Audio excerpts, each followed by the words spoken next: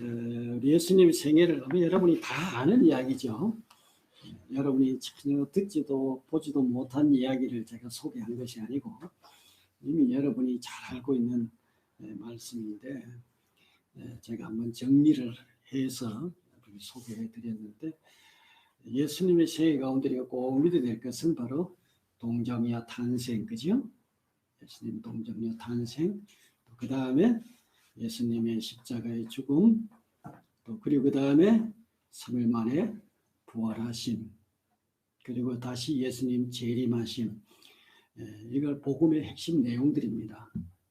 예수님의 이 사실들을 우리는 믿어야 하고, 중요한 사실은 예수님에 대해서 공부를 했는데, 중요한 사실은 우리 여러분이 공부를 뭐 어떻게 했든지 그건 다 떠나서 우리가 장차 이분 앞에 다시 서게 된다는 사실입니다. 아멘.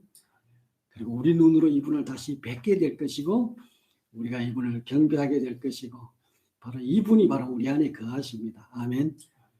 이 소중하신 예수님에 대해서 한번 우리가 시간을 내서 이렇게 한번 쭉 정리를 했는데, 가장 중요한 것은 장차 우리는 반드시 이분 앞에 서야 된다는 사실을 꼭 기억하면서, 오늘 이제 예수님의 그 재림 마지막 부분을 한번 좀 정리를 하겠습니다. 또 맛있는 음식이 준비가 되었으니까 우리가 조금씩 좀 시간을 좀 단축해서, 그리고 마지막 그 에필로그까지 제가 이제 간단하게, 길게는 하지 않겠습니다. 요한복음 14장 1절에서 3절 세 번역으로 제가 읽어드리겠습니다. 너희는 마음에 근심하지 말아라. 하나님을 믿고 또 나를 믿으라. 믿습니까? 내 아버지의 집에는 있을 곳이 많다. 그렇지 않다면 내가 너희에게 있을 곳을 마련하러 간다고 너희에게 말했겠느냐? 나는 너희가 있을 곳을 마련하러 간다. 내가 가서 너희가 있을 곳을 마련하면 다시 와서 너희를 나에게로 데려다가 내가 있는 곳에 너희도 함께 있게 하겠다. 아멘. 예수님께서 너희는 마음에 근심하지 말아라. 제자들, 지금 이 13장, 14장의 내용을 쭉 보면은, 이제 주님이 마지막 십자가에 돌아가시기 전날 밤에 제자들과 마지막 그 만찬을 나누면서 나누신 이야기인데, 그러니까 제자들이 지금 굉장히 뭐 마음이 편안하고 뭐 행복하고 또 그 다음에 즐거운 그런 마음이 아니라, 지금 제자들이 무엇하고 있다는 거예요? 마음에 지금 심히 근심을 하고 있어요. 근심을.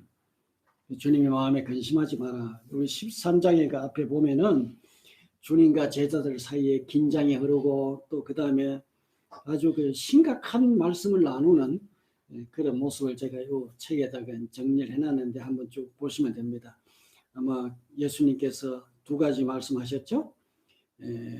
그 주님이 마음이 심히, 여기 보니까 그 13장 21절에 보면 예수께서 이 말씀을 하시고 나서 마음이 괴로우셔서 환히 드러내어 말씀하셨다. 내가 진정으로 너희에게 말한다. 너희 가운데 한 사람이 나를 팔아넘길 것이다. 얼마나 이게 얼마나 심각한 얘기입니까? 3년 동안 주님으로 스승으로 모시고 따라다녔는데, 주님께서 이 마지막 날 밤에 제자들 앞에서 말하기를, 예수님 마음이 얼마나 괴로웠겠어요. 너희 가운데 한 사람이 나를 팔아넘길 것이다. 물건 팔듯이 나를 팔아넘길 것이다. 이 이야기를 했을 때 주님 마음도 괴로웠지만 듣는 제자들 마음도 어떻겠어요? 충격이었겠죠? 아니, 스승을 판다는 거예요. 예수님께서 그 예수를 팔 자를 지목했죠. 그 가룟 유다가 밖으로 나가고, 그리고 나서 이제 그야말로 이제 제자들, 주님을 따르는 이제 그 팔자 가룟 유다 빠진 상태에서 주님이 이렇게 말합니다. 어린 자녀들아. 앞에 그 내용을 참, 어린 자녀들아. 예수님이 지금 앞에 있는 제자들을 어떻게 불렀어요? 어린 자녀들아. 잠시 동안 내가 너희와 함께 있겠다. 그러나 너희가 나를 찾을 것이다. 내가 일찍 유대 사람들에게 말하기를, 내가 가는 곳에 너희는 올 수 없다고 말한 것과 같이 지금 나는 너에게 말하여 둔다. 예수님이 제자들을 지금 뭐라고 불렀어요? 어린 자녀들아, 이렇게 불렀습니다. 어린 자녀들아. 그러니까 마치 어린 자녀를 떼두고 떠나는 부모의 심정이 지금 예수님의 심정이에요. 제자들이 뭐 성숙한 그야말로 어른스러운 사람이 아니라 예수님 볼 때는 그들은 어떤 자들이라고요? 어린 자녀들. 천진난만하고 사리 분별 제대로 못하고 그야말로 어린아이 같은 이런 아이들을 두고 지금 주님이 떠나간다는 겁니다. 자, 자녀들, 제자들 입장에 또 생각해 보세요. 어린 자녀, 여러분 어린아이는 부모의 도움 없으면 절대로 성장할 수가 없죠. 절대적인 도움이 바로 부모 도움입니다. 그죠? 부모가 있어야 되는데 이 어린 자녀 이들이 정말 부모를 잃어버리면 또 그들의 상태는 어떻게 됐습니까? 아마 혼란이 오겠죠. 그럴 때 베드로가 용기를 내 가지고 한번 호기를 부립니다. 호기를. 어떻게 호기를 부립니까? 예수님, 나는요 죽는 데까지라도 내가 주님을 따라가겠습니다. 자기 목숨을 걸고 나는 예수님 배신하지 않고 따라가겠습니다. 그랬을 때 예수님 뭐라 그랬어요? 예수님이 거기에 말을 예수께서 대답하셨다. 네가 나를 위하여 네 목숨을 바치겠다는 말이냐? 내가 진정으로 너에게 말한다. 닭 울기 전에 너는 3번 나를 모른다고 할 것이다. 얼마나 또 심각한 말씀입니까? 자, 앞에는 제자들이 예수님을 팔아 버리겠다고 이야기하셨고 여기에 와가는 제자가 주님을 부인하겠다고 예수님을 부인하겠다고 말씀했습니다. 이쯤 되자 제자들 마음에는 이제는 근심으로 변했죠. 마음이 무거웠을 것입니다. 마음이 근심으로 변했을 때 예수님께서 이제 14장 1절 3절에서 제자들의 마음을 진정시키는 말씀을 주님이 하십니다. 너희는 마음에 근심하지 말아라. 지금 너희가 심히 근심하고 있는데 너희는 마음에 근심하지 마라. 그 다음에 뭐라 그랬어요? 하나님을 믿고 또 나를 믿어라. 아멘. 여러분, 우리가 하나님 어떤 상황이 있든지 우리는 누구를 믿어야 돼요? 하나님을 믿고 누구를 믿어야 돼요? 예수님을 믿어라 이 말입니다. 믿습니까? 여러분의 상황이 아무리 혼란스럽고 어렵고 힘든다 할지라도 하나님이 계시고 예수님이 계신다 이 말입니다. 믿습니까? 하나님을 믿고 또 나를 믿어라. 아멘. 우리의 문제가 아무리 크게 보인다 할지라도 사실은 예수님이 더 큽니다. 할렐루야. 믿어라. 그렇게 말씀하시면서 내 아버지 집에는 일꽃이 많다. 가서 내가 너희를 위해서 처소를 준비한 다음에 다시 와서 아멘. 다시 와서 내가 너희를 나에게 데려다가 나 있는 곳에 너희도 함께 있게 하겠다. 주님이 다시 오신다고 약속하셨습니다. 다시 오신다. 예수님이 떠나시면서 하신 약속이 뭐라고요? 다시 오시겠다. 믿습니까? 이 사실을 믿어야 됩니다. 지금 예수님이 다시 오신다. 주님이 다시 오신다고 말씀하시고 지금 2000년이 지났어요. 근데 예수님 아직도 안 왔어요. 그러나 우리는 분명히 주님의 약속은 살아 있습니다. 믿습니까? 주님은 다시 오십니다. 자, 이게 다시 오신다. 이게 예수님의 재림이죠. 예수님 재림. 제자가 보면은 무슨 제자예요? 제자. 다시 제자죠. 이 말 임자. 다시 오신다. 주님이 두 번째로 오신다. 재림입니다. 이 초대교회는 예수님의 재림에 대한 기대가 정말로 충만했어요. 그들이 살아있을 동안에 예수님이 곧 올 것으로 그들은 기대했습니다. 아마 그들은 우리가 살아있을 언젠가 주님이 곧 오실 것이다. 그들은 이 예수님의 재림에 대한 기대로 충만해 있었는데 어느 순간부터 그들 속에 심각한 문제가 하나둘 생기기 시작합니다. 그게 뭐냐 하면 예수 믿는 사람 가운데 뭐 병들거나 또 뭐 어떻게 해가지고 한 사람 두 사람 세상을 먼저 떠나는 사람이 생겨나기 시작했습니다. 제자들 사이에 혼란이 일어난 겁니다. 아, 예수님 오시기 전에 이렇게 죽은 사람 다 하면 어떻게 될까? 예수님 만나야 되는데 예수님 곧 오신다고 했는데 이렇게 혼란이 생겨서 여러 가지 그 혼선이 생기기 시작했죠. 그때 이제 이 바울 사도가 갈라디아서에서 이렇게 말씀했죠. 형제 자매 여러분, 우리는 여러분이 잠든 사람의 문제를 모르고 지내는 것을 원치 않습니다. 여기 잠든 사람은 죽은 사람이죠. 예수 믿고 죽은 사람들이죠.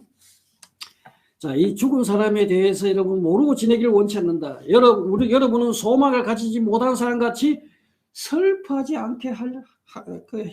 않아야 할 것입니다. 그러니까 소망 없는 사람은 어떤 사람입니까? 불신자죠. 소망 없는 이 세상 사람처럼 여러분은 바로 예수님의 재림을 기다리는 소망 있는 사람들이라는 겁니다.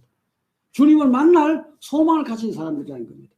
이런 불신자들, 소망 없는 사람들처럼 사람 죽음 앞에서 슬퍼하지 말아야 한다. 그렇게 말하면서 우리는 예수께서 죽으셨다가 살아나신 것을 믿습니다. 아멘.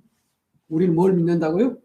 예수님께서 십자가에 죽으셨을 뿐만 아니라 다시 살아나셨다는 것을, 이것을 믿는다는 겁니다. 이와 같이 하나님께서 예수 안에서 잠든 사람들도, 그러니까 죽은 사람들, 예수 믿고 죽은 사람들도 예수와 함께 데리고 오실 것입니다. 할렐루야.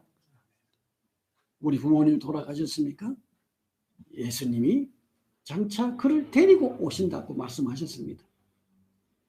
우리 사랑하는 사람이 죽었습니까? 주님이 장차 데리고 오신다고 말씀하셨어요. 그러니까 슬퍼할 이유가 없다는 겁니다. 자, 이런 가르침에도 불구하고 교회 안에 재림에 대해서 매우 회의적이고 냉소적인 사람들이 시간이 지나면서 생겨나기 시작합니다. 그들이 이렇게 조롱합니다. 그리스도가 다시 오신다는 약속은 어디 갔느냐? 조상들이 잠든 이래로 만물은 창조 때부터 그러하였듯이 그냥 그대로다. 그러니까 교회 안에서 이런 회의적인 사람들, 냉소적인 사람들이 생겨나기 시작했다는 겁니다. 그들이 뭐라 그랬어요? 예수님 다시 온다는 약속 어디 있느냐? 봐라, 사람들은 죽어가고 아직 예수님 오시지도 않고 만물은 창조될 때부터 그대로 있고 만물이 변한 것이 뭐가 있느냐? 이런 식으로 조롱하고 있습니다. 그럴 때 사도 베드로는 단호하게 이야기합니다. 이 세상 것은 한시적으로 유지될 것이라는 겁니다. 뭐라고 이야기했어요?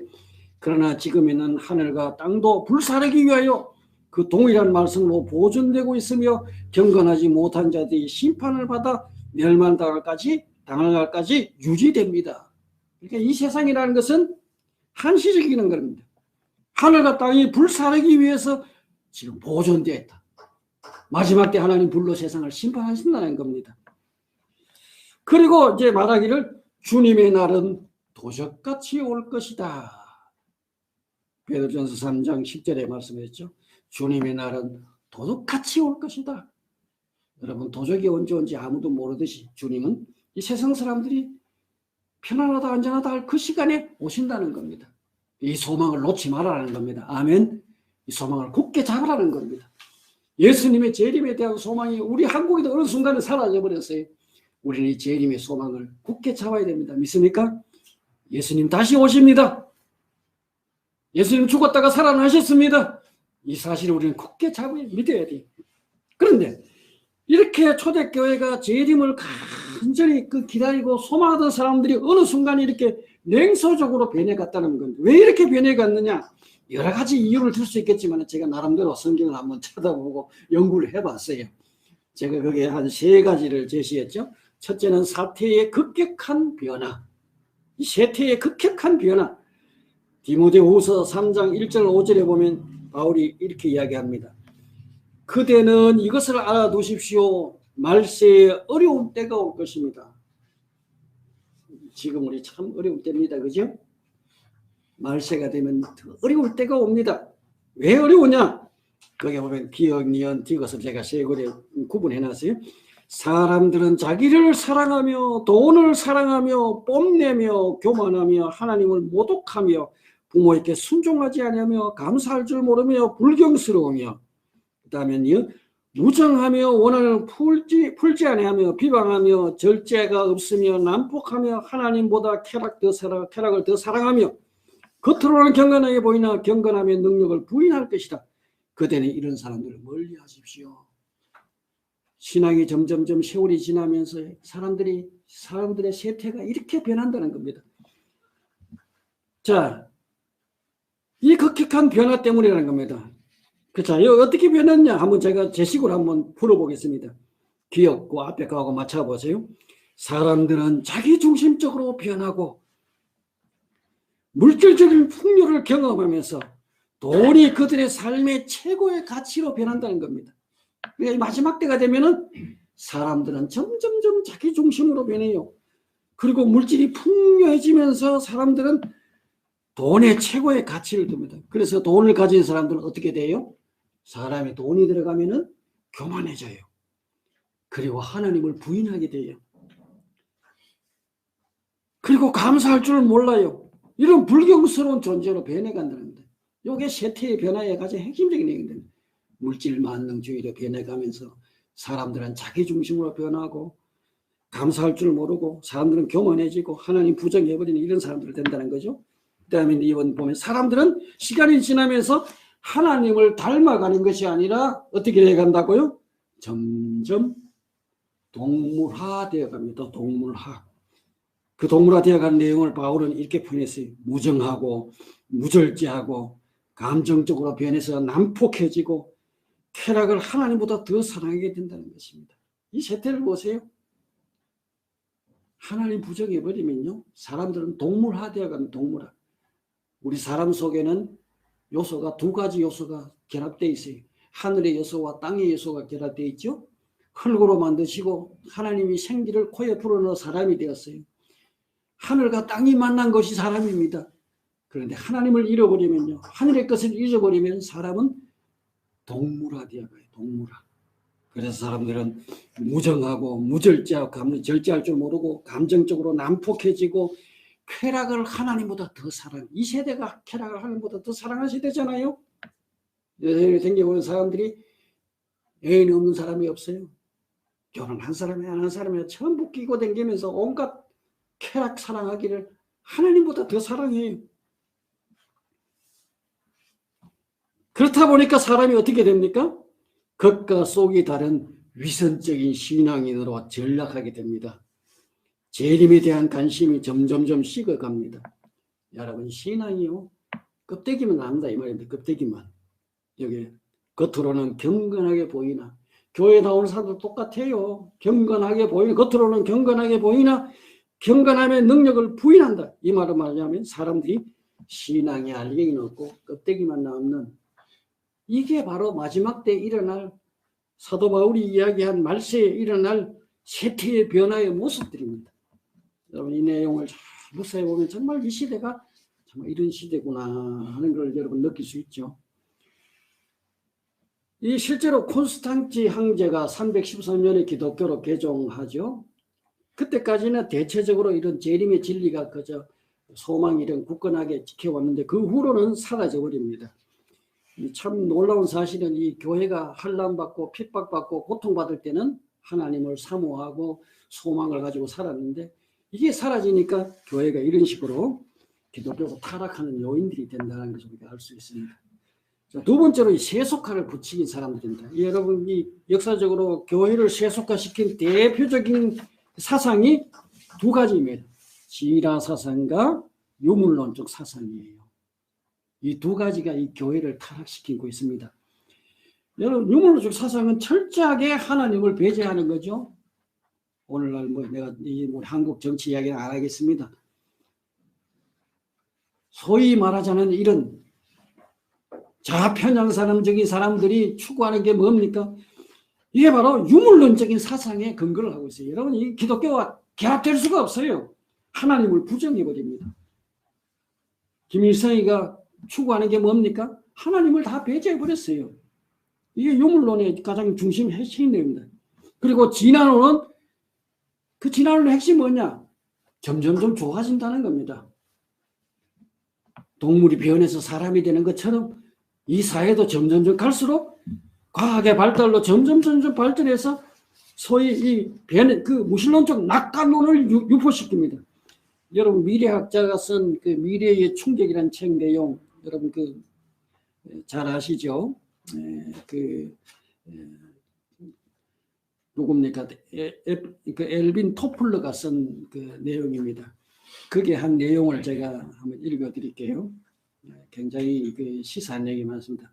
과학 문명이 점점 발전하면 우선 중세기 문명의 잔여라고 볼 수 있는 가족 제도가 필요 없게 된다. 이게 중요합니다. 가족 제도가 필요 없게 된다. 가정해체입니다. 가정해체. 사람이 가족 제도에 매여서 스스로 속박하고 살 필요가 어디 있는가? 굉장히 참 교묘합니다. 성적인 요구가 필요하다면 그때그때 사람의 마음에 맞는 사람과 하루 혹은 며칠 몇 달 원하는 대로 살다가 싫으면 악수하고 헤어지는 부담 없는 생활을 할 수 있다. 가정 없어도 아이들은 아이를 생산해서 기르는 아기 농장에서 길러내면 되고 이곳에 가서 마음에 드는 아이들을 강아지 한 마리 사오듯이 사오면 되는 까닭에 해산의 고통을 겪을 필요가 없게 될 것이다.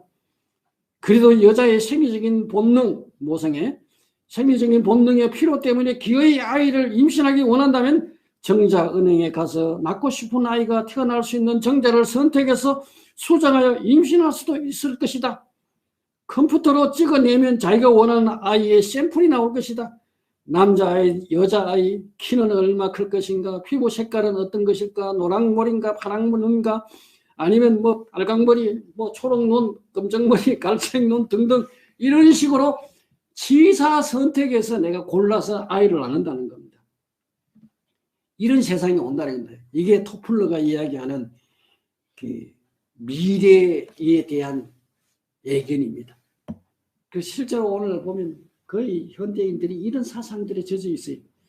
그러니까 이런 과학 문명이 건설해줄 좋은 세상, 유토피아에 대해서 큰 소리 치던 이상적인 세계가 온다는 겁니다. 이런 그 엘빈 토플러는 한 세대도 채 지나기 전에 자기가 제시했던 유토피아를 변질시켜서 그 다음에 제3의 물결 책에서 다가오는 세계는 유토피아가 아니라 페렉토피아라는 그 말로 이제 자기가 만들어낸 신조어입니다. 이걸 이제 그 프랙티컬 유토피아라는 뜻인데 실현 가능한 유토피아라는 뜻인데 이 실현 가능한 유토피아 뭐 이런 식으로 썼는데 이게 이제 그 당시에 그 17, 18세기 이후에 그 젊은 세대들에게 굉장히 인기 있는 그런 책들이었죠. 소위 말하자면은 근심이나 걱정이나 책임감 없이 인생을 즐기기만 하면 된다는 것. 그래서 이런 쾌락주의 문명 이런 것을 아주 유포시키는 역할들을 했죠. 1960년대에서 1970년대에 미국 지성계를 휩쓸고 선풍을 일으켰다 했습니다. 이런 주장을 한 토플러는 원래 누구라고요? 마르크스주의자입니다. 마르크스주의자. 이 마르크스의 사상을 그럴듯하게 이론화해서 세상에 내어놓은 것이 소위 미래학자의 그 이론입니다. 이런 사상들이 지금 세계를 교회를 세속화시켜요. 세속화. 오늘 교인들도 이런 데 젖어가지고 소위 쾌락 추구를 하고 바울이 제시했던 것처럼 이런 형태로 사람들이 변해가면서 재림에 대한 소망이 점점 사라집니다. 그 다음에 세 번째 교회 안이라는 문제죠. 참 이상한 것은요. 이단들이 보면은 재림을 강조하는 사람들이 보면은 그 교주들 이런 사람들이 보면은 현실을 부정하는 듯 이야기를 하면서 사실은 여자 가까이 하고 돈 추구하고 굉장히 모순적인 이런 내용들이 위선적인 교회의 지도자의 위선적인 내용들이 또 재림에 대한 소망이 사라지게 합니다. 자, 이런 내용들을 우리 한번 좀 살펴봤고 자 이제 재림의 중요성 뭐 좀 살펴보겠습니다. 성경의 그 재림의 중요성은 굉장히 여러 가지 그 성경에서 중요한 위치를 차지하고 있죠. 구약에는 초림과 재림의 사건이 너무 밀접하게 혼합되어서 재림만 지적해내기가 쉽지 않습니다. 그러나 신약에 와서는 재림의 진리가 몇 회가 언급되고 있다고요? 300회 이상 신약 성서에 300회 이상 재림에 대해서 언급되고 있습니다. 다시 말해서 이것은 25절마다 한 번씩 재림 이야기가 나온다는 겁니다. 계산상으로 보면은. 그러니까 성경을 읽으면 25절마다 예수님의 재림 이야기가 반복해서 나온다는 겁니다. 그만큼 중요하다는 겁니다. 그리고 그 또 신약 성경에 보면 아예 막 그 장 전체가 재림에 대한 이야기가 나오는 게 있는데 마태복음 24장, 25장, 마가복음 13장, 누가복음 21장이 그것입니다. 이처럼 실제적으로 이제 어떤 재림을 다루는 데 있어서 또 책 전체가 또 재림을 다루는 책이 있어요. 데살로니가 전서, 후서, 그 다음에 요한계시록. 그러니까 이 재림을 얼마나 중요하게 신약 성경이 다루고 있는가. 이렇게 중요한 이야기들이 오늘날 교회 안에서도 설교 중에서도 사실은 점점점 사라지고 없다는 겁니다. 여러분 그 목사님들 설교하는 가운데 재림 이야기 요새 듣기가 좀 어떻게 쉽습니까? 어렵습니까? 잘 안 나오죠?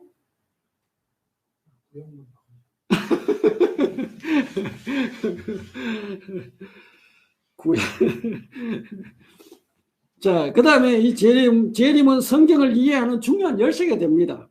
그리고 재림은 교회의 소망입니다. 그 밑에 쭉 성경 구절 한번 쭉 보십시오. 쭉쭉 넘어갑시다. 그리스도의 재림의 성질.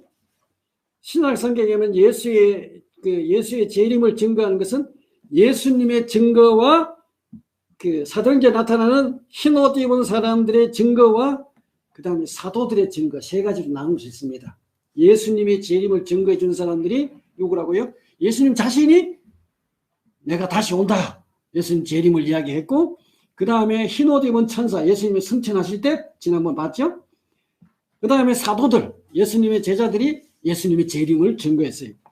자, 예수님 어떻게 선언했어요? 예수님은 인격적으로 돌아오신다고 이야기했습니다. 성경 구절 앞에 참고하시고요. 그 다음에 두 번째 예기치 못할 때 주님이 오신다. 그 다음에 세 번째 예수님 갑자기 오신다. 갑자기 오신다. 그 다음에 네 번째 그의 천사들과 함께 아버지 영광으로 오실 것이다. 그 다음에 다섯 번째 예수님은 왕위를 받아서 돌아오신다. 예수님이 돌아오실 때 뭐로 돌아오신다고요? 왕으로 돌아오신다는 겁니다. 왕위를 받아서 심판하실 왕으로 이 세상을 다스릴 왕으로 주님이 오신다. 할렐루야. 하나님으로부터 왕위를 받아서 돌아오신다. 이게 예수님이 증거한 재림에 대한 이야기들을 요약해 정리해 놓은 거예요. 자, 그 다음에 흰옷 입은 사람들의 증언. 그리스도께서 승천하실 때 흰옷 입은 두 사람이 증거한 내용이죠. 어떻게 증거했어요? 갈릴리 사람들아, 어찌하여 하늘을 쳐다보며 서 있느냐? 너희를 떠나서 하늘로 올라가신 이 예수는 하늘로 올라가신 것을 너희가 본 그대로 오실 것이다. 라고 말씀하셨어요. 다시 말해서 그리스도는 인격적으로 돌아오신다는 겁니다. 두 번째, 몸을 가지고 예수님은 올라가신 모습 본 그대로 오신다는 거예요. 눈에 보이게 오신다는 거예요. 눈에 보이게. 그 다음 네 번째, 그리고 갑자기 오실 것이다. 천사가 증거해 준 내용입니다. 그 다음에 사도들의 증거는 더 철저합니다. 그 중에 일부만 제가 정리해 놓은 내용을 한번 정리해 보겠습니다. 베드로는 인격적으로 그리고 예기치 못할 때 갑자기 오신다고 증거했죠. 바울 사도는 그리스도께서 인격적으로 갑자기 천사들을 대동하고 영광 중에 오실 것이라고 증거했습니다.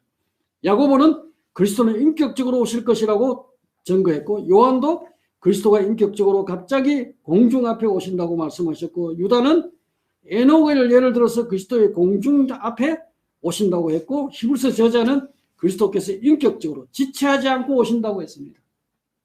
성경 구절 제가 다 찾을 수는 없고요. 그게 제시해냈으니까 한번 찾아보시면 이처럼 예수님의 재림이 이렇게 반복해서 사도들을 통해서 끊임없이 우리에게 증거해 주는데도 오늘날 이 재림에 대한 소망이 사라져갔다는 거 얼마나 안타깝습니까?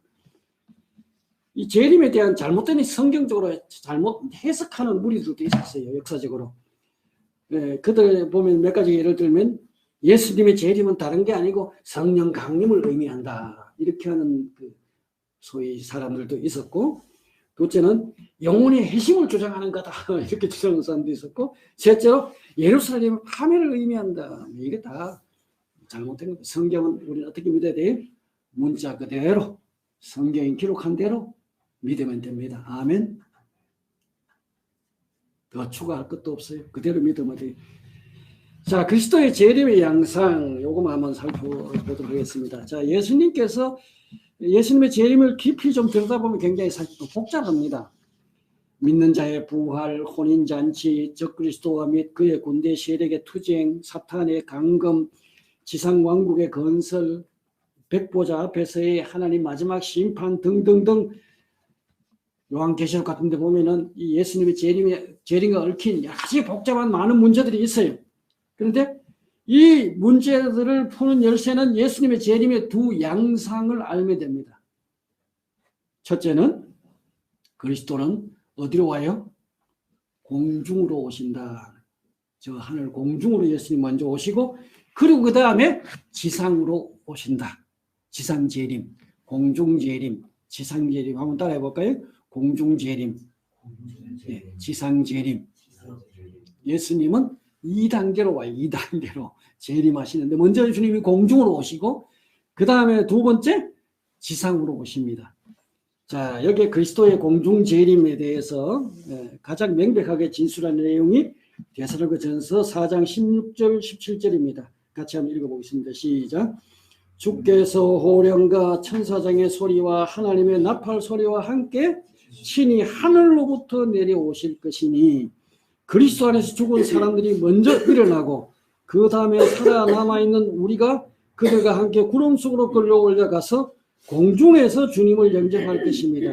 그래야 우리가 항상 주님과 함께 있을 것입니다. 그러니까 주님이 먼저 어디로 오신다고요? 공중으로 오신다 그랬죠. 우리는 어디서 주님을 영접한다 그랬어요? 공중에서 주님을 영접할 것입니다. 믿습니까? 우리는 어디서 영접한다고 주님을? 공중에서 주님을 영접합니다. 하늘에서 주님을 영접하실 겁니다. 자, 그리스도는 하늘부터 강림하시는 것과 신자들이 공중에서 주님을 영접합니다. 그러면 우리는 어떻게 해야 돼요? 하늘 올라가야 되죠, 그죠? 비행기 티켓 다 끊어놓으시길 바랍니다. 언제나 타고 올라갈 수 있는 그럴 필요 없어요. 주님이 오시면 우리는 비행기 티켓 끊어가지고 가는 게 아니고 어떻게 간다고요? 그냥 들림 받아요. 할렐루야. 이게 휴거죠, 휴거. 그래서 주님을 영접합니다. 주님은 먼저 공중으로 오시는데 가장 중요한 이유는 자기 백성을 영접하기 위해서. 아멘. 자, 그리스도께서 우리를 영접하기 전에 있어야 할 것이 필수적인 사실 두 가지가 있습니다. 첫째는 우리보다 먼저 주님을 만나게 되는 사람들인데 먼저 죽은 자들입니다. 이들이 먼저 일어나야 합니다. 아멘. 무덤에 아마 그때는 무덤이 갈라지고 무덤 속에서 죽었던 자들이 살아서 다 아마 이 분해되었던 이 살이나 뼈들이 다 조립이 되어 가지고 이들이 먼저 일어나서 주님을 만나게 될 것입니다. 아멘. 예수님께서 마르다에게 하신 말씀 나오죠. 한번 읽읍시다. 나는 부활이요 생명이니 나를 믿는 사람은 죽어도 살고 살아서 나를 믿는 사람은 영원히 죽지 않을 것이다. 네가 이것을 믿느냐? 예수님께서 꼭 이렇게 물었어요. 자, 나를 믿는 사람은 죽어도 살고 이게 뭡니까? 부활이에요. 이게 부활. 죽어도 산다 이 말입니다. 믿습니까? 예수 믿는 사람은 죽어도 삽니다. 걱정할 거 없어요. 죽는 것에 대해서 막 그렇게 이야기할 필요 없어요. 죽으면 어떻게 돼요? 나중에 삽니다. 할렐루야. 이게 부활이고 살아서 나를 믿는 사람은 영원히 죽지 않을 것이다. 이게 뭡니까? 영생이 영생. 할렐루야. 그러니까 예수님 말씀하기를 나는 부활이요 생명이니. 부활이 뭐냐? 죽어도 사는 게 부활이고 살아서 주님 믿는 사람은 영원히 사는 거. 이게 영생이에요. 할렐루야. 그리고 주님 마르다에게 말씀, 네가 이것을 믿느냐? 여러분 이게 믿습니까? 대답 좀 하세요. 응답 좀 하세요. 믿습니까? 믿어야 돼요. 그런데 왜 오늘 예수 믿는 사람들이 이 사실을 못 믿어 죽음에 대해서 그렇게 막 죽으면 막 벌벌벌 떠고 이렇게 그럴 필요 없습니다. 죽어도 살고 이 땅에서 예수 믿는 사람은 영원히 사는 영생을 누렸습니다. 할렐루야. 자, 그래서 죽은 사람이 먼저 일어나요. 무덤에 잠든 사람, 성경에서 죽은 사람을 잠든 사람이라고 했어요. 여러분 이걸 가만히 생각해 볼 필요가 있습니다. 여러분 잠든 사람은요 죽은 사람하고 좀 차이가 있어요. 잠든 사람은 반드시 다음날 어떻게 돼요? 일어나죠. 깨어납니다. 아버지가 고단하게 일하고 돌아가 밤에 골아 떨어져 자는 거 보고 아들이 와, 엄마 아버지 죽었어 빨리 묻어버리자. 안 이러잖아요. 잠든 사람은 다음날 아침에 반드시 깨어납니다. 할렐루야. 그러니까 우리 성도는 죽은 것이 아니고 잠든 거예요. 믿습니까? 그리고 반드시 살아납니다. 할렐루야. 자, 두 번째로, 그러니까 죽은 자들이 먼저 일어나고 그 다음에 그리스도 안에 살아있는 자들은 반드시 변화되어서 하늘로 들림을 받습니다. 자, 그 다음에 살아남아있는 우리가 그들과 함께 구름 속으로 끌어올려가서 공중에서 주님을 영접할 것이다. 할렐루야. 여러분 비행기에 여기 있는 분들 다 타봤죠? 이건 뭐 우리 교회는 해당이 안 되는 비행기 다 타봤으니 저 위로 어떻게 올라가느냐? 하나님이 끌어올립니다. 여러분 고린도전서 15장 50절에 혈과 육은 하나님의 나라를 유혹으로 받을 수 없습니다. 이 혈과 육은 하나님, 이게 변화되어야 돼요. 여러분 애벌레가 그 나뭇잎을 깔아먹는 애벌레가 하늘을 날기 위해서 어떻게 해야 돼요? 애벌레가 나중에 꼬치를 짚고 그 안에 갇혀서 한참 있다가 나중에 이게 깨고 나와서 몸이 변합니다. 그죠? 날개가 솟 나오고 그래서 하늘을 나는 것처럼 애벌레가 그 나비로 변하는 것처럼 우리도 마찬가지입니다. 이 몸으로는 우리가 하늘에 못 들려가요. 특별히 뚱뚱한 사람들은 가기 힘들겠죠? 그러나 호련히 변화됩니다. 믿습니까? 고린도서 15장 51절 52절 같이 읽어보겠습니다. 시작. 보시오 내가 여러분에게 비밀 하나 말씀드리겠습니다. 바울이 비밀 하나를 공개한대요. 자, 한번 같이 읽읍시다. 시작. 우리가 다 잠들 것이 아니라 다 변화할 터인데 마지막 나팔이 울릴 때에 눈 깜짝할 사이 호련히 그렇게 될 것입니다. 나팔 소리가 나면 죽은 사람은 썩어 없어지지 않는 몸으로 살아나고 우리는 변화할 것입니다. 믿습니까? 바울이 밝힌 비밀이 뭡니까? 우리가 그냥 죽어서 영원히 무덤 속에 있는 것이 아니라 어떻게 된다고요? 다 변화되어있는데 마지막 나팔이 울릴 때에 눈 깜짝할 사이에 호련히 우리가 변화된다. 무덤에 있는 사람도 호련히 변화되어서 살아서 일어나고 이 땅에 있는 우리도 호련히 변화됩니다. 할렐루야. 그러니까 우리가 하늘로 날 수 있는, 하늘로 올라갈 수 있는 몸으로 주님과 같은 모습으로 변화되어서 주님을 만나게 될 것입니다. 몸의 변화가 반드시 일어나요. 애벌레가 나비로 변하는 것처럼 우리가 이렇게 변화되어서 공중에서 주님을 맞이하게 될 것입니다. 아멘. 죽은 사람, 살아있는 사람 신경 쓸 거 없습니다. 주님 오시면 우리는 공중에서 주님을 맞이하게 될 것입니다. 자, 그렇다면 여기 한 가지 질문이죠. 주님이 휴거하면은 우리가 그러니까 구원받은 사람은 모두 다 휴거되느냐? 대답은 모두 다 휴거됩니다. 믿습니까? 교회의 성격상 모두가 다 한다고 보는 것이 옳습니다. 흔히 교회를 가리켜서 우리는 성령이 거하시는 성전, 그리스도의 신부, 그리스도의 몸이라고 표현했습니다. 여러분 생각해 보세요. 주님이 그의 몸인 교회를 일부는 남겨놓고 일부는 데려가겠습니까? 그럼 이론상으로 안 맞잖아요.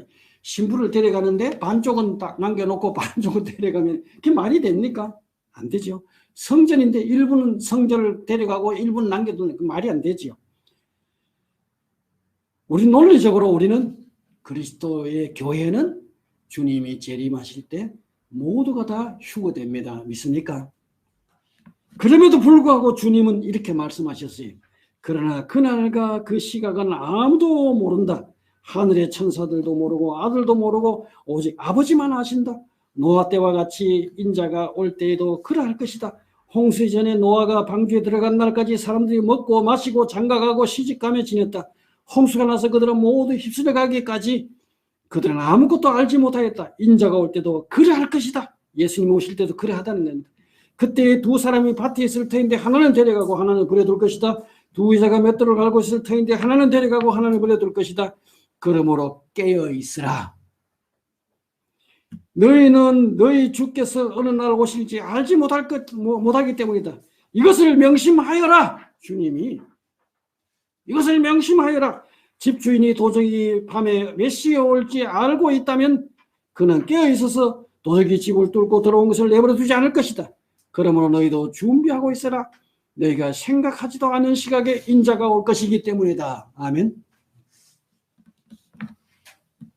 그렇게 예수님 오실 때 희한한 일들이 벌어질 겁니다. 두 사람이 밭에 일하는데 한 사람은 슝 하고 사라지고 한 사람은 남습니다. 이 참 놀라운 사람. 부부가 함께 잠을 자는데 한 사람이 갑자기 사라져 버렸어요. 남아있는 사람이 얼마나 어떻겠습니까? 일하는데 한 사람은 사라지고 하나 남았습니다. 어마어마한 혼란들이 일어나겠죠. 그러나 분명한 사실은 알곡은 주님이 데려가십니다. 믿습니까? 신자는 주님이 데려가십니다. 그리스도가 그 안에 있는 사람이 데려갑니다. 제가 하나 예를 들게요. 여기 돌도 있고 여기 쇳가루도 있고 여기 쇠붙이도 있고 있습니다. 자석을 싹 갖다 대면은 뭐만 달아붙어요? 쇳가루만 달아붙습니다. 쇠는 다 자석에 끌려가게 돼 있어요. 주님이 그 안에 거하는 사람은 주님이 오실 때 어떻게 돼요? 하늘로 끌려 올라갈 것입니다. 믿습니까? 내가 날개가 있어 날아가는 게 아니에요. 주님에 의해서 우리 안에 주님의 영이 거하는 사람은 자동으로 하늘로 들려 올라간다 이 말씀입니다. 믿습니까? 자, 그러면 공중으로 올라간 우리는 뭘 할까요? 공중에 올라가가지고 이야 세상 내려보면서 참 좋다 뭐 이렇게 하겠습니까? 주님을 영접합니다. 거기서 아멘. 공중에서 누구를 영접한다고요? 주님을 영접합니다. 믿습니까? 여러분 예수님이 이 땅에 오시는데 우리가 공중으로 올라가서 마중 나가야지요. 공중에서 우리는 주님을 영접합니다. 맞이하게 됩니다. 거기서 끝나는 게 아니에요. 궁극적으로 그 다음에 혼인관계까지 이르게 됩니다. 할렐루야. 우리는 주님의 이 땅에 있는 교회는 주님의 약혼자입니다. 이제는 공중에서 우리는 신랑이신 예수님을 맞이하게 되고 혼인잔치에 들어가게 됩니다. 바울이 그랬죠. 고린도후서 11장 2절에 나는 여러분을 순결한 처녀로 그리스도께 드리려고 여러분을 한 분 남편 되실 그리스도와 약혼시켰습니다. 아멘. 우리가 하는 일은 약혼시키는 일을 하는 거예요. 이 땅에서 우리는 그리스도를 주를 영접하고 주님의 신부로 약혼녀가 되어서 주님을 기다리다가 공중에서 주님을 맞이해서 그분을 신랑으로 맞이할 것입니다. 할렐루야. 주님의 약혼자 되시는 그의 교회를 가장 아름다운 신부로 주님은 세우기를 원하십니다. 여러분 그 예식장에 가보세요. 여자분들 결혼한 여자들 보면은 이뻐요 안 이뻐요? 그 예식장에 서는 신부들 치고 예쁘지 않은 신부는 아무도 없습니다. 여러분 시골에 바깥에 그 밭에서 일하다가 그 다음에 뭐 부엌에서 일하다가 아침에 들어오고 그 다음에 막 끔적 묻은 얼굴로 뭐 그렇게 해가 신랑 맞이하기 위해서 선 사람 있습니까? 없잖아요. 결혼하기 사모님은 마사지 같은 거 언제부터 받았어요? 다 돈이 없어도 다 하잖아요. 마사지도 계속 받고 그 다음에 몸 관리하고 최고로 예쁘게 꾸밉니다. 신부 화장을 또 몇 시간 전에 가가지고 그죠? 신부 화장하고 그 다음에 드레스 얼마나 비싼 옷입니까? 최고의 드레스를 입고 신랑을 맞이하기 위해서 멋지게 꾸미잖아요. 우리가 이 땅의 삶은 바로 신부를 지금 단장하는 겁니다. 믿습니까? 주님을 맞이하기 위해서 최고의 신랑 누구와도 견줄 수 없는 우리 주님을 맞이하기 위해서 영접하기 위해서 우리는 순결하게 거룩하게 깨끗하게 그리고 우리는 바로 그리스도의 신부로서 우리는 준비되어 가야 되는 겁니다. 믿습니까? 우리가 죄 가운데 빠지지 않고 믿음으로 정말 주님을 의지하면서 이 땅에서 우리는 순결한 모습으로 살아야 돼요. 그래서 주님 앞에 깨끗한 모습으로 그래서 에베소에서 바울은 이렇게 했죠. 티나 주름이나 또 그와 같은 것들이 없이 아름다운 모습으로 교회를 자기 앞에 내세우리는 것이며 교회를 거룩하고 흠이 없게 하려는 것입니다. 할렐루야. 교회가 주님의 신부입니다. 믿습니까? 이렇게 흠 없이 티 없이 아름다운 모습으로 자기 앞에 세우기 위해서 이게 신랑이 원하는 거예요. 지난번에 이야기했죠? 신랑이 지금 두 가지 준비하고 있다고요? 하늘에 우리가 그할 처소를 준비하고 있고 이 땅에 그의 신부를 준비하고 있습니다. 믿습니까? 그의 신부를 준비하고 있어요. 교회에 나와서 우리가 주일날 속된 말로 이 날씨 좋고 화창한 날에 여러분 우리 뭐 얼마 차 있겠다. 얼마나 좋습니까? 바깥에 나가서 친구들하고 올려서 놀고 싶고 우리도 그렇게 살고 싶죠? 그래 안 그래? 그러나 우리는 이렇게 주일날 교회에 와서 말씀 들으면서 이 다 준비하는 겁니다. 할렐루야. 요한계시록에 보면 어린 양의 혼인잔치라고 했습니다. 혼인날. 자, 공중에서 우리는 이렇게 혼인잔치에 그 다음에 공중에서 혼인잔치만 있는 게 아니에요.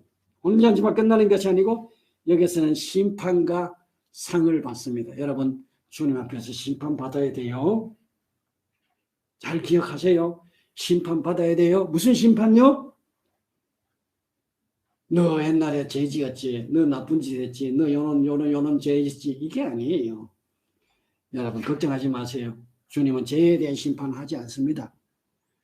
이미 우리는 주님의 십자가상에서 죄 문제가 해결되었습니다. 믿습니까?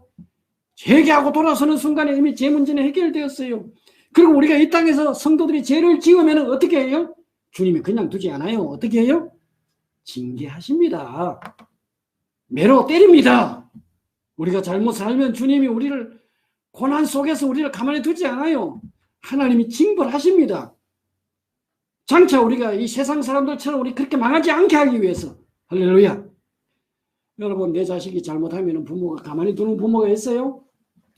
매로 때려서라도 총알에 피가 나도록 쳐서라도 그 자식이 어그러진 길을 가지 않도록 그게 부모잖아요. 할렐루야.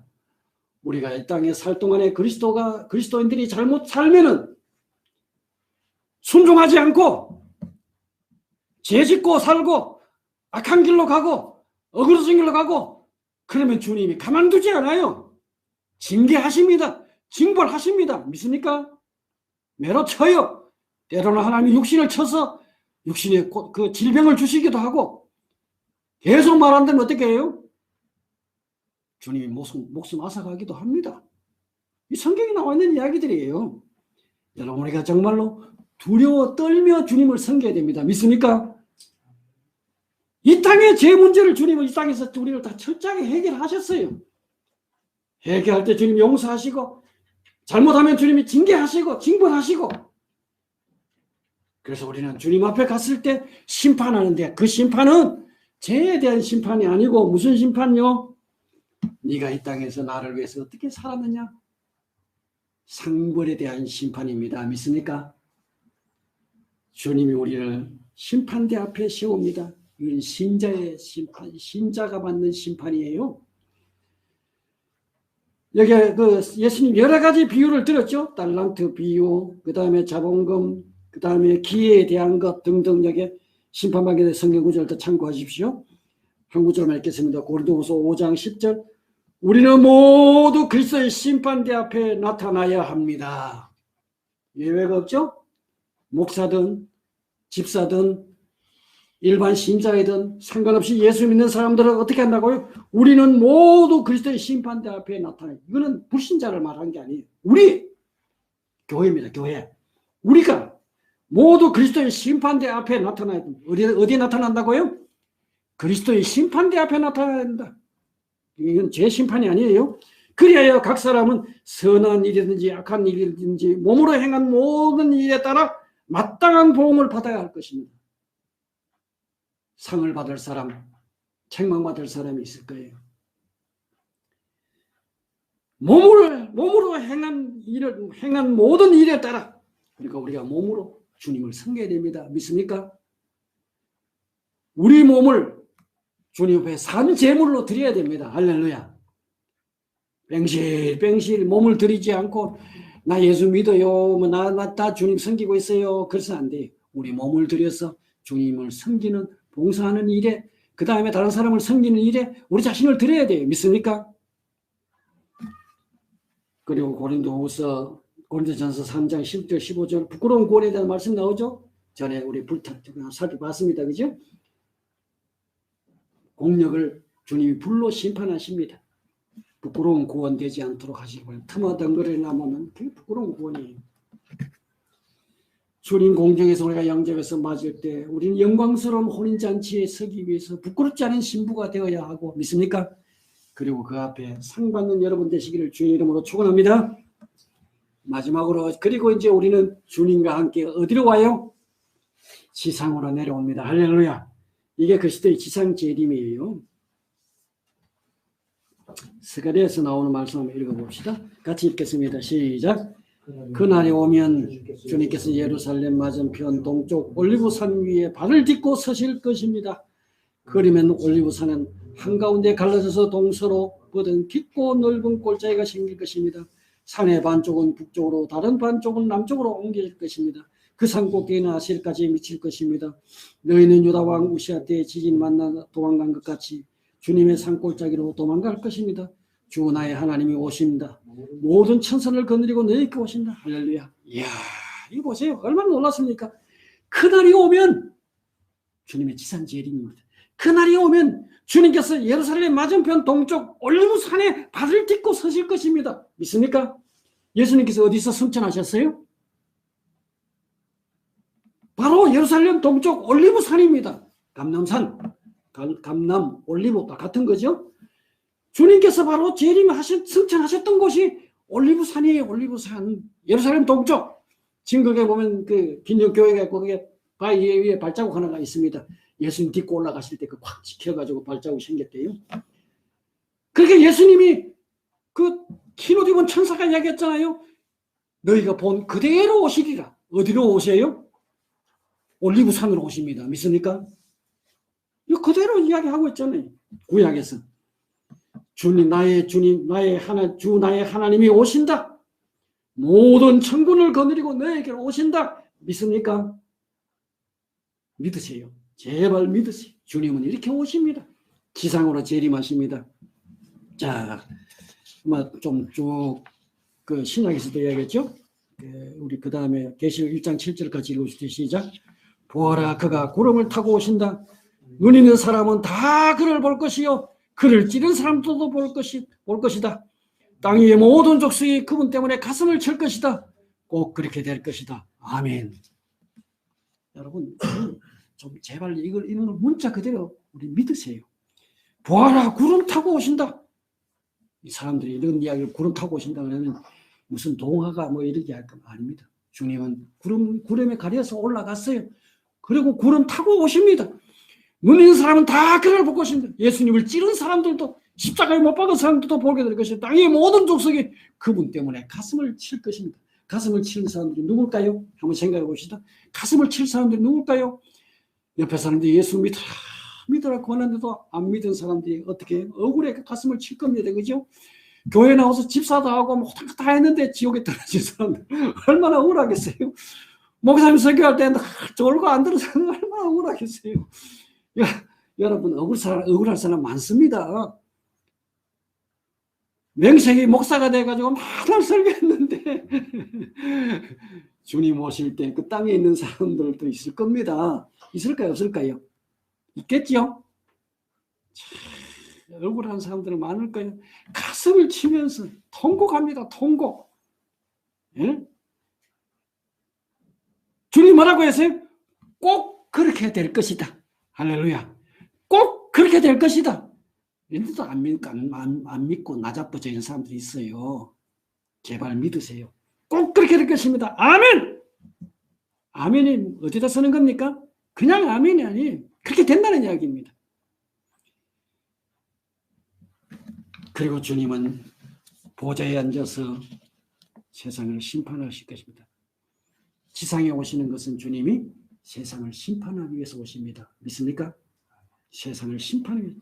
재림의 목적, 그게 지상 재림 목적. 몇 가지 쭉 제목만 읽어보고 마칠게요. 첫째, 그리스도 자신과 그의 백성을 계시하기 위해서 오십니다. 여러분, 세상 사람들이 얼마나 조롱합니까? 야, 예수를 믿는 내 주목을 믿어라. 세상 사람들은 온갖 소리 다 하죠. 그때는 빅소리 못합니다. 그때는 주님과 함께 믿는 사람들을 다 이 세상에 계시하기 보여주기 위해 오셔요. 그 다음에 두 번째, 짐승과 거짓 선지자 그리고 군세들을 심판하기 오십니다. 이 땅의 악한 영들이 세상의 모든 세상 권력들을 사로잡아서 왕들과 이 세상의 모든 그 악한 영들이 세상을 막 지배하고 온 세상을 어지럽히고 있잖아요. 이들을 심판하기 위해서 오십니다. 할렐루야. 자, 그 다음에 세 번째, 이스라엘을 구원하기 위해서 옵니다. 2000년이 지났는데도 아직도 그들은 예수님을 메시아로 인정하지 않아요. 그런 주님은 이 땅에 오셔서 하나님은 자기 백성을 절대로 버리지 않습니다. 하나님의 선민 이스라엘을 하나님이 아브라함의 후손들을 버리지 않습니다. 주님이 2000년이 지나고 주님이 다시 오실 때 그들은 아마 하나님의 계획에 따라 구원하실 겁니다. 아멘. 그리고 넷째, 그의 나라를 세우기 위해서 오십니다. 주님이 왕으로 그리스도와 함께 우리가 통치하는 그 나라를 세우기 위해서 오십니다. 할렐루야. 여러분, 이제 그 예수님의 생애를 나름대로 살펴봤는데 중요한 사실은 우리가 예수님을 우리도 만나게 된다는 사실입니다. 마지막으로 그 결론은 제가 그 에필로그로 한번 여러분 대신하겠습니다. 이 신앙 고백이 굉장히 중요합니다. 예수님께서 그러시죠. 누구든지 사람을 위해서 나를 시인하면 나도 하늘에 계신 내 아버지 앞에서 그 사람을 시인할 것이다. 그러나 누구든지 사람을 위해서 나를 부인하면 나도 하늘에 계신 내 아버지 앞에서 그 사람을 부인할 것이다. 여러분, 사람 앞에서 예수님 시인하는 거 굉장히 중요합니다. 바울은 뭐라 그랬어요? 당신이 만일 예수님은 주님이라고 입으로 고백하고 하나님께서 그를 죽은 사람 가운데 살리신 것을 마음으로 믿으면 구원을 얻을 것이다. 사람은 마음으로 믿어서 의에 이르고 입으로 고백해서 구원에 이르게 됩니다. 여러분, 입술로 고백하는 거 엄청 중요합니다. 사람 앞에서 예수님을 고백하는 것이 중요합니다. 신약 성경에 사복음서에 보면은 신앙 고백이 두 개가 나와요. 고백문이 두 개가 나오는데 하나는 베드로의 고백, 하나는 도마의 고백, 두 개가 나오는데 마태, 마가, 누가, 이걸 우리는 무슨 복음이라 그래요? 공간복음서라 그러죠. 이 공간복음서에서는 그 베드로의 고백을 통해서 그들은 신앙을 고백하고 있는 겁니다. 그리고 사복음서인 요한은 그 도마의 복음을 통해서 예수님에 대한 신앙을 고백하고 있는 거예요. 그러니까 이 고백문이 두 가지가 있는데 그 도마는 뭐라고 고백했어요? 나의 주님, 나의 하나님. 요한복음과 잘 어울리죠. 요한이 이 도마의 복음을 차용한 이유가 있습니다. 요한이 주장하는 것은 예수님은 바로 하나님의 아들이다. 그리고 바로 그분이 바로 영원 전부터 계시는 말씀이다. 이걸 강조했잖아요. 신성을 강조했잖아요. 그래서 예수님은 나의 주님이시고 나의 하나님이다. 이걸 고백한 거예요. 마태, 마가, 누가에서는 그게 어떻게 고백했어요? 주는 그리스도시요 살아계신 하나님의 아들입니다. 요거 이제 마가, 누가가 또 각각 조금씩 다르게 고백을 하고 있습니다. 그러나 같은 내용이죠. 자, 예수님이 그 마태의 고백에는 좀 상세하게 나와 있죠. 예수님이 질문을 하죠. 인자를 누구라 하느냐. 여러분, 많은 사람들이 예수님을 뭐 선지자니 또 그다음에 좋은 사람이니 성자니 이렇게 이야기하는 건 아직 예수 모르는 사람들이에요. 자, 그리고 그 다음에 너희는 나를 누구라 하느냐. 이게 중요합니다. 너희는 나를 누구라 하느냐. 여러분, 오늘 여러분은 예수님을 이제 공부를 했으니까 누구라고 고백해야 되겠습니까? 이 주제를 마무리하면서 그 밑줄 치는 것이다. 여러분이 한번 적어보세요. 나는 예수님을 이렇게 고백하고 싶습니다. 여러분 고백을 한번 적어볼까요? 네, 한번 적으셔서 입술로 한번 고백해 보시기 바랍니다. 여기까지 오늘 마무리하고 끝내겠습니다.